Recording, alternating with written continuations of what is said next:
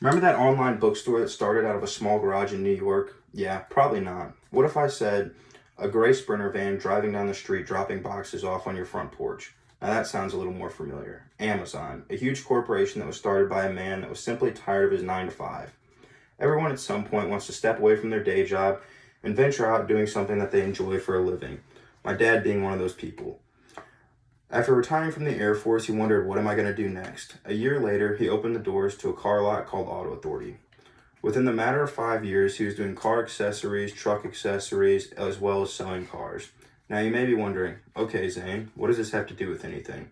Well, growing up, I was introduced into the business world and the world of entrepreneurship through my father. He always taught me how to deal with the general public while still maintaining a good source of income. Throughout today, my goal is to inform everyone of all the aspects and hardships you might face if you decide to embark on the journey of entrepreneurship. Many people have a dream of turning their passion and hobby into a source of income. Having a strong passion will drive you to become a good entrepreneur.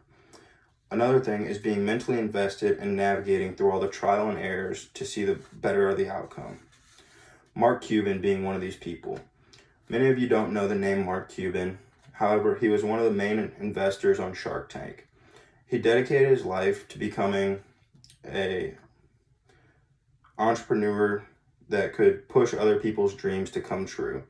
An article written in 2020 by Damon Brown titled Mark Cuban on Why You Should Start a Business goes on to say that basically right now is a great time to start a business. Even with all the hardships going on in the world, it is not going to happen overnight. So now is the perfect time to start a plan.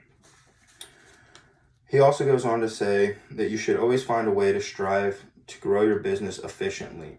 If you try to blow up overnight, it'll never work. Use the surrounding people as resources. While starting off your business is the first step, finding the right staff is the next. Be passionate to drive your employees. I believe passionate CEOs create passionate employees. Looking more into this, a study done by Sylvia Hubner found that employees are passionate because of their CEO. Even with passion and dedication, you will still face hardships of stress. The emotional stress can destroy one's will to push forward. Overall, there will always be some stress in business. Business is not for the weak-minded. Constantly changing world leads to people having more stress. Even with entrepreneurs, they always have some sort of burden on their shoulder. However, under 50% of CEOs have been diagnosed with stress and anxiety. One man, though, by the name of Artem Moshkov, let stress overtake him once, and within weeks he lost 20 pounds and had to sit back and reevaluate his life. He found that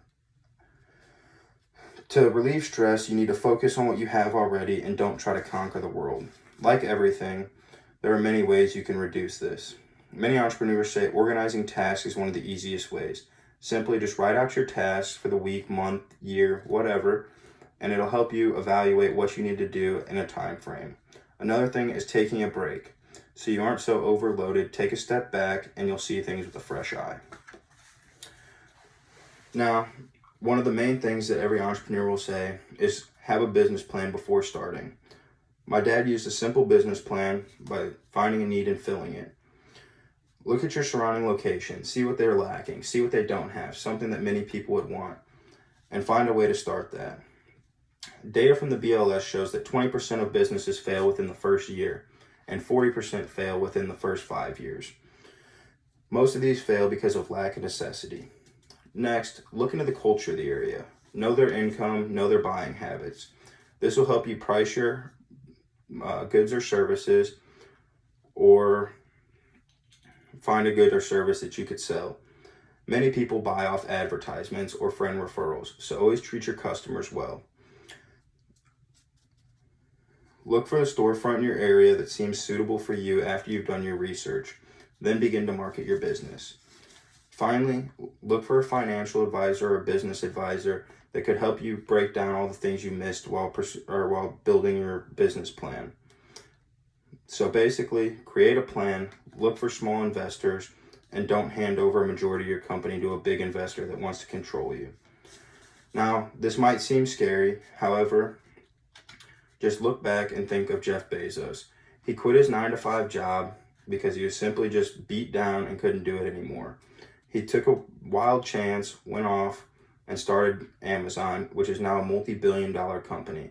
Now, I could go on and on about all these great CEOs who have done it before, but I think it's time I stop and let you go think of how you can pursue your passion.